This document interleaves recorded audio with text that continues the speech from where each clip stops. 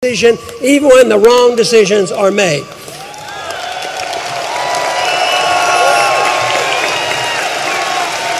Now,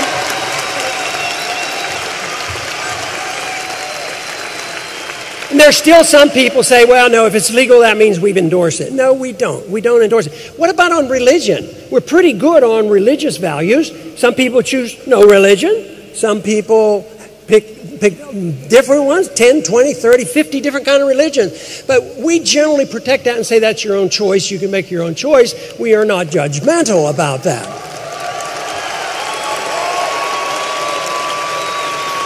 And we're pretty good, but we're getting, we're getting sloppy on it to protect your intellectual freedoms. Now that they want to regulate the internet and arrest people for saying things, this is where we're going to have to be very careful, because when the state feels like they're under attack, probably the first freedom they get rid of is freedom of speech. Ideas, spreading ideas. That is why our ideological revolution has to pursue, and it has to pursue quickly before they take away our ability to communicate. But it's the ideas that changes the world, so that is why the First Amendment is so crucially important.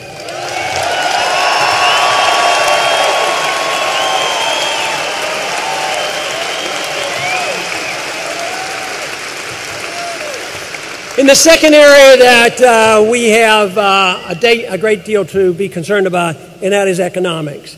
We're in an economic mess. It's very, very bad. I am convinced it's worse than anything that we faced. Worse than the Great Depression. Worse than when we're in major wars. Because the fundamentals, the foundation of our economic system, the understanding of property rights, the understanding of monetary policy has so eroded that the bubble that still exists is so huge, and it's worldwide. So when we see hints of this breaking apart, in Europe, or what's going to happen, to the euro and the European community, and what's going to happen to us. Well, generally so far, with our Federal Reserve and our Treasury, and so far our Congress, it says, well, we better be in Europe because our bank's over there, and we don't want to let everybody fail, so we have to keep bailing them out. And I would say that eventually is going to bring the downfall of the dollar and the downfall of the economy, which means that there will be more excuses for them to crack the whip and crack down on our civil liberties. This is why understanding civil liberties, individual rights, are so crucial in tying it in to monetary policy and property rights, because we cannot allow that to happen.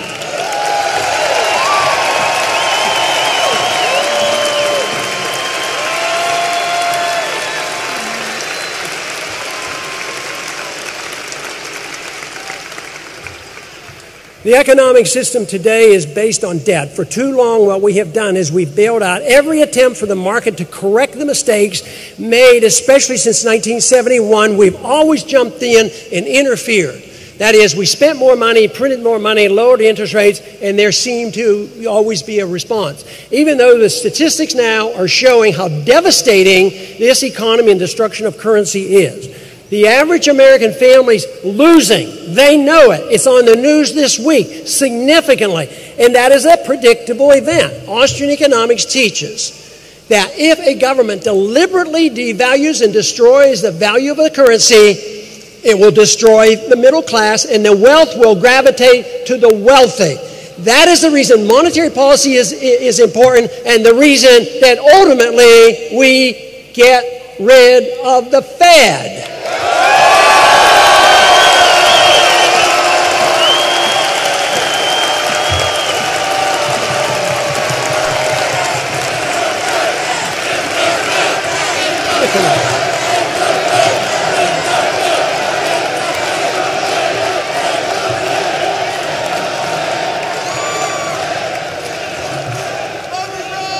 Some people ask, well, haven't we had an accumulation of wealth in the last several decades? Some people have gotten wealthier, but the average person hasn't. And the middle class is smaller. It is especially smaller in these past 5 years. So you print money, and even if they get a GDP to go up, It's represented by the government spending more money on cruise missiles or something. And that doesn't help you. It doesn't help your income. It doesn't help keep prices down. It doesn't help you one bit. And it is so destructive because when the trouble comes and the Fed say, we are all wise, we know what interest rates should be, we know what the cost of money should be, and therefore we're going to make it free.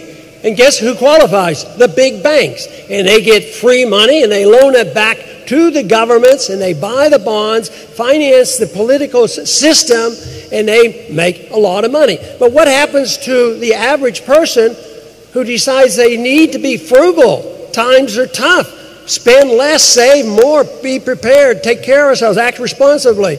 Guess what? Instead of getting a market rate of interest, which very well could be 5, 6, 7, 8%, they get 1% or nothing. So it is so unfair, and once again, it is biased against the people, protects the big banks, the big corporations, and the politicians.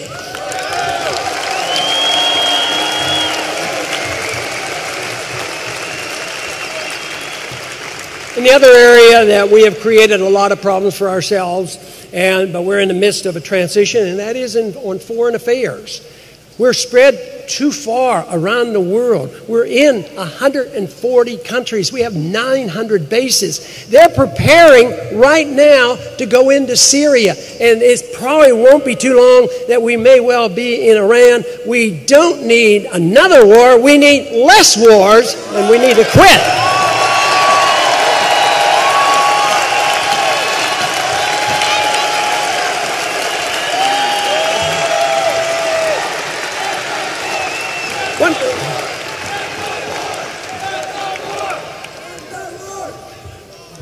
One of the strongest things that we have to deal with, of course, is the foreign policy as a consequence of the tremendous fear about being attacked by a terrorist. Now, the terrorism is a serious subject to deal with, and if you understand the blowback mechanism, of course, we think we can do a whole lot to reduce the threat of terrorism. But right now, the threat of any of us being killed by terrorists is about 1 in 25 million. The odds of getting killed by a car is 1 in 19,000. Lightning, 1 in about 5 million. But guess what? If you're in the military and you have to go over and get involved in a shooting battle to save the world for democracy, make the world safe for democracy, and bring peace and tranquility to these countries, guess what? The estimates are, and there's no precise number, but it's somewhere between 2 and 20 per 100 people, like 2% to 20%, that you will be killed by friendly fire. What a tragedy. And they think that we have to have a drone warfare, constant. Every country, anybody who suggests they dislike us will send out drone missiles.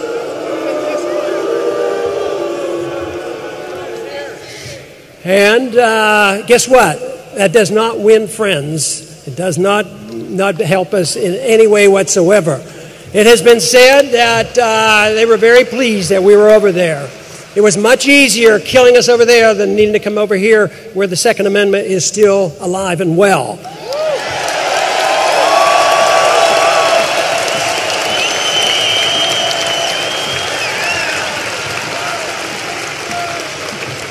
Now, in talking about foreign policy like this and emphasizing blowback, somebody rather nastily said the other day on the internet, and they said, oh yeah, if those Paul peoples had been in charge, Osama bin Laden would still be alive. But you know what I think the answer is? So would the 3,000 people from 9/11 be alive.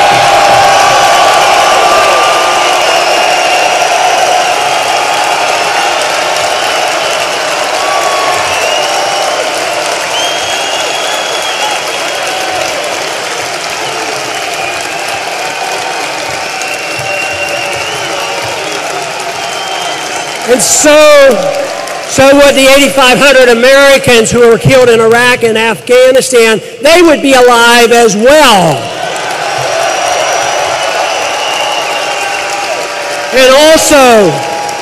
Also, those 44,000 military personnel who have come back severely injured, they would not be suffering those consequences, and we wouldn't have hundreds of thousands suffering from post-traumatic stress syndrome as well as brain injuries. So I would say if you take that and add in $4 trillion, our side wins that argument by a long shot.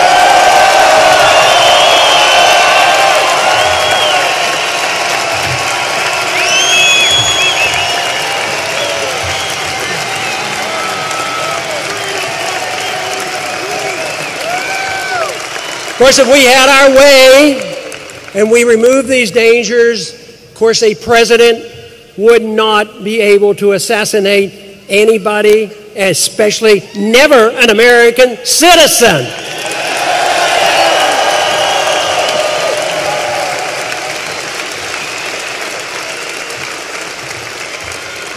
Then, of course, if we have our way, we would repeal the provision in the National Defense Authorization Act. This whole idea that they've gone all the way back to 1215, the mess around with the progress of liberty and repeal habeas corpus by saying that you don't have any right of due process and the military can arrest us and put in private prisons and never get a trial. There's something very un-American about that, let me tell you.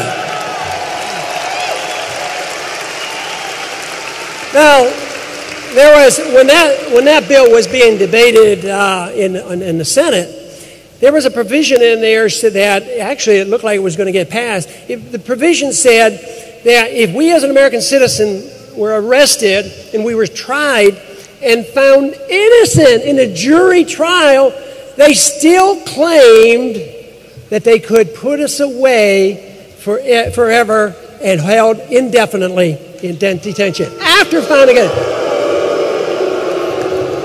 But it didn't get that bad. It's still bad, but there was a senator, I can't think of his name, I think he was from Kentucky, and he was able to stop that.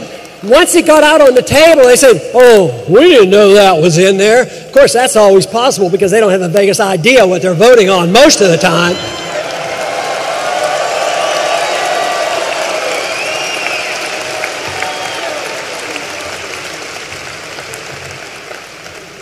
That is a problem, you know. There's a Read the Bills Act over there, and of course, I think that's a proper thing to do. You ought to read the bill. But you know, I have to admit, I haven't read all those bills. I mean, if they're 1,000 pages long, my staff has good instructions. They say they have an easy job. They say all they have to do is show me if it's unconstitutional. So a lot of times, they only have to read the first page.